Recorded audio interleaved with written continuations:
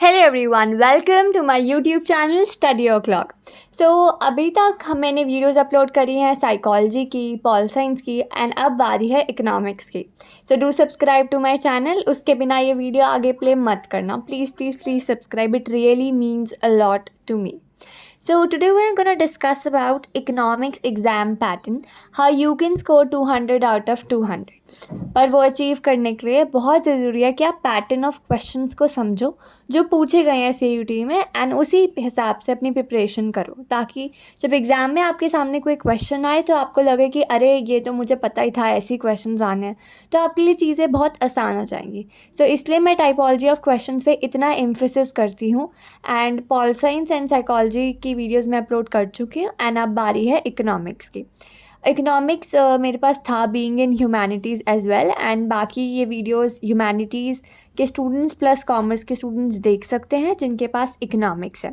तो इकोनॉमिक्स एक ऐसा सब्जेक्ट है जिसके अंदर आपको सिर्फ चीज़ें मगअप नहीं करनी होती है, आपको उनको एनालाइज और प्लस खुद इम्प्लीमेंट भी करना आना चाहिए। क्लैरिटी ऑफ कंसेप्ट होना बहुत इंपॉर्टेंट होता है। Let's come to the very first question. जैसे कि यहाँ पे क्वेश्चन है कि यू हैव टू टेल, यहाँ पे दो आपको चीज़ें दी है, national income and profit. You have to tell कि ये किस हेडिंग के अंदर आता है। स्टॉक कंसेप्ट है या फ्लो है, ये सब बताना है। स्टॉक फ्लो का तो हमें पता ही है, क्वेश्चंस आते ही आते हैं। इसको अच्छे से डिफ्रेंशिएट करना प्लस इनके कुछ एग्जाम्पल्स आपको पता होने चाहिए। फर्दर इलास्टिसिटी ऑफ डिमांड यहाँ पे बोला गया कॉन्स्टेंट है and it is equal to 1। उसके हिसाब से डिमांड कर्व की शेप क्या होगी। यहाँ पे ग्राफ बेस्ड क्वेश्चन को MCQ की फॉर्म में ऐसे फ्रेम किया गया। फर्दर आपसे डायरेक्ट क्वेश्चन पूछे जा सकते हैं IED से। IED तो बेसिकली ऐसी लर्निंग बेस्ड ही है। Who was the architect of Indian planning, you have to answer this. ठीक है, इसके अंदर ये जो क्वेश्चन है ये बॉक्स से दिया गया। इकोनॉमिक्स में भी बॉक्सेस को इग्नोर नहीं करना है, उसके अंदर अच्छे से पढ़ना है एंड जो भी इंपॉर्टेंट नेम्स आपको लगते हैं उनको तो आप अलग से एक पेज पे लिख लो ताकि आपको और क्लैरिटी हो और रिवाइज कर पाओ अच्छे से। Further identify correct statements regarding money supply. यहाँ पे आपको कुछ स्टेटमेंट्स दे दी गई and you have to choose the correct answer. ठीक है, इसके अंदर आपको इनकरेक्ट भी लिखा हो सकता है, करेक्ट भी लिखा हो सकता है, तो इसलिए प्लीज़ इसको ध्यान से पढ़ना। फर्दर इसके अंदर स्मार्ट वर्क करना है। अगर आपको पता है कि एक ऑप्शन करेक्ट है ही तो उसी ऑप्शन पे जाओ जिसके अंदर आपको पता है कि वो ऑप्शन दी गई। जो आपको लगता है इनकरेक्ट है वो जिस ऑप्शन में है उसको तो पहले ही हटा दो, एलिमिनेट कर दो। फाइन। फर्दर न्यूमेरिकल्स बहुत इंपॉर्टेंट होते हैं इकोनॉमिक्स में, यहाँ पे डायरेक्ट न्यूमेरिकल्स आपके आएंगे जिसके अंदर MCQ में वो ज़्यादा लेंदी कैलकुलेशन वाले नहीं पूछते हैं, नॉर्मल बेस्ड ही पूछते हैं। जैसे कि यहाँ पे CNI दिया हुआ है। ठीक है, आपको यहाँ पे क्या निकालना है, इक्विलिब्रियम इनकम निकालनी है। ये फॉर्मूलाज आपको अच्छे से पता होना चाहिए, राइट। फर्दर कुछ क्वेश्चन आ सकते हैं जैसे कि quantitative tools used by RBI। आपको पता है कि RBI जो है वो क्वांटिटेटिव एंड क्वालिटेटिव टूल्स को यूज़ करता है एग्रीगेट डिमांड को कंट्रोल करने के लिए। You have to be very clear about क्या क्वांटिटेटिव टूल्स हैं, क्या क्वालिटेटिव टूल्स हैं, उसके अंदर क्या क्या आता है, प्लस उसके अंदर उसका एक एक का आपको मीनिंग पता होना चाहिए, उसकी आपको एप्लीकेशन पता होनी चाहिए कि कौन सा कब यूज़ होता है, जब ज़्यादा होता है या कम होता है एग्रीगेट डिमांड, और उस हिसाब से आप क्वेश्चन में ताकि उसको आंसर कर पाओ। फर्दर इसके अंदर क्वांटिटेटिव टूल्स का है एंड आपको ऐसे फ्रेम कर दिया गया है क्वेश्चन। IED से आपके क्वेश्चंस डेट से रिलेटेड भी आ सकते हैं, जैसे कि यहाँ पे आप देख सकते हो डेट्स आपको इवेंट दिया है एंड ईयर दिया है। IED के अंदर तो डेट्स, नेम्स, प्लेसेस, कोई कमीशन है तो वो, इन सब चीज़ों पे आपको काफ़ी एम्फेसिस देना है, right. Moving on to the next part that we have is कि न्यूमेरिकल्स मैंने आपको बताया। न्यूमेरिकल्स के तो मैं जितने भी फार्मूलाज हैं ना आपके इकोनॉमिक्स में उसको प्लीज़ एक जगह लिख लो so that you have a lot of clarity about कैसे क्वेश्चंस वहाँ से पूछ जाएंगे, क्योंकि फार्मूला आपको पता है वही फार्मूला क्वेश्चंस में अप्लाई करना बस आना चाहिए। ठीक है, यहाँ पे आपका जो क्वेश्चन है वो आपको दिख रहा है। फर्दर मैच द फॉलोइंग में आपको मैंने बताया IED से भी आ सकता है थ्योरेटिकल बेस्ड, बाकी इससे भी आ सकता है जिसके अंदर यहाँ पे आपको दिया है monetary base, assets, liabilities, credit control and you have to match it. इसमें भी स्मार्ट वर्क करना एंड उसके हिसाब से आप इजीली आंसर निकाल पाओगे। एलिमिनेशन की पॉलिसी अप्लाई करना इज़ वेरी इंपॉर्टेंट। फर्दर यहाँ पे IED से फिर एक डायरेक्ट क्वेश्चन आ जाता है, apex body to coordinate the activities of all institutions involve in rural financial system. This is NABARD। अब यहाँ पे आप देख सकते हो फुल फॉर्म में ऑलरेडी लिखा है national bank for agriculture and rural development. तो अगर किसी को नहीं भी पता था तो भी ये स्मार्ट वर्क से निकाला जा सकता था।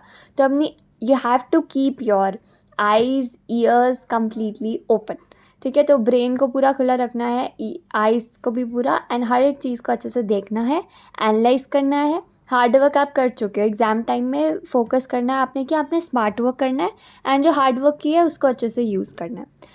फर्दर यहाँ पे क्वेश्चन है जैसे कि which is the not function of central bank, तो सेंट्रल बैंक के फंक्शंस भी इम्पॉर्टेंट है। फर्दर यहाँ पे एक केस बेस्ड टाइप फॉर्म कर दिया गया। बेसिकली क्वेश्चन यही है कि रिवेन्यू डेफिसिट के केस में गवर्नमेंट क्या करेगी। इनको डायरेक्ट भी पूछा जा सकता था, बट ये है कि इन्होंने क्वेश्चन को थोड़ा क्रिएटिव बनाने के लिए, आपको थोड़ा सा और क्वेश्चन रीड करने में टाइम लगे, उसके लिए इस क्वेश्चन को ऐसे फ्रेम कर दिया गया, ठीक है। तो आपके अंदर आपको पता होना चाहिए क्या इंक्रीज़ करके क्या डिक्रीज़ करके इसको कंट्रोल किया जा सकता है।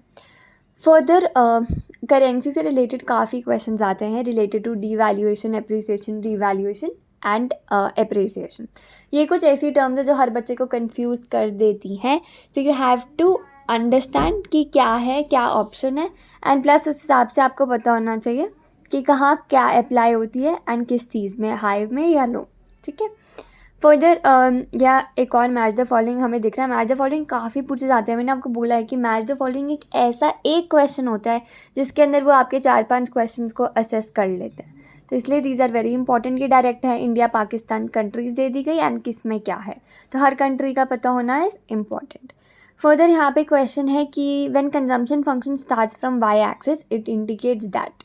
तो यहाँ पे यही है कि एमसीक्यूज़ में तो वो ऐसे ही फ्रेम करेंगे ना, क्योंकि अब आपको बनवा तो सकते नहीं है वो डायग्राम, तो अलग अलग चीज़ों से एक्सेस आपको देखा जाएगा।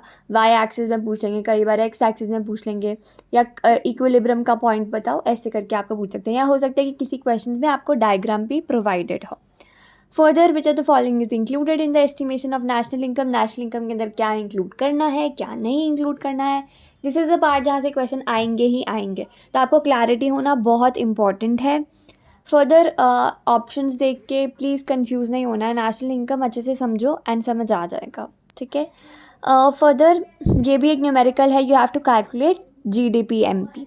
तो GDP-MP हो या NDP-MP हो, जो भी हो, आपको पता होना चाहिए कि कहाँ से कैसे क्या निकालना है, क्या फॉर्मूला अप्लाई होगा। फॉर्मूलाज़ की तो मैं फिर से कह रही हूँ, एक लिस्ट बना लो पूरी की पूरी, और उसको एग्ज़ाम से पहले एक बार देख के जाना, तो आपको अच्छे से पता होगा। और न्यूमेरिकल्स को रीचेक कर लेना ताकि कोई गलत ना हो। फर्दर यहाँ पे केस बेस्ड क्वेश्चन आ सकते हैं, ठीक है। केस बेस्ड वो बेसिकली मोस्टली आपके उन सोर्सेज से हो सकता है, बॉक्सेस जो आपकी IED के बुक में दिए गए। तो केस बेस्ड तो ज़्यादा देखो IED से ही आएंगे। उसके अंदर कुछ डायरेक्ट हैं कि आपको उसके अंदर ही आंसर मिल गया, कुछ इनडायरेक्ट हो गए, ठीक है।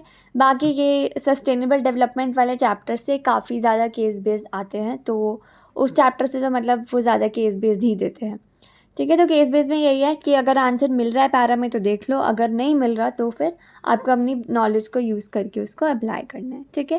So this was all about economics. Economics को एस करने के लिए इट इज़ इम्पॉर्टेंट कि आप IED की NCERT को बहुत अच्छे से पढ़ो, एंड दूसरे में you have to be clear, you have to have a clear view of formulas जो आपने यूज़ करने हैं, प्लस किस में क्या कंसेप्ट है, उस कंसेप्ट के एप्लीकेशन वगैरह हर चीज़ बहुत इंपॉर्टेंट है।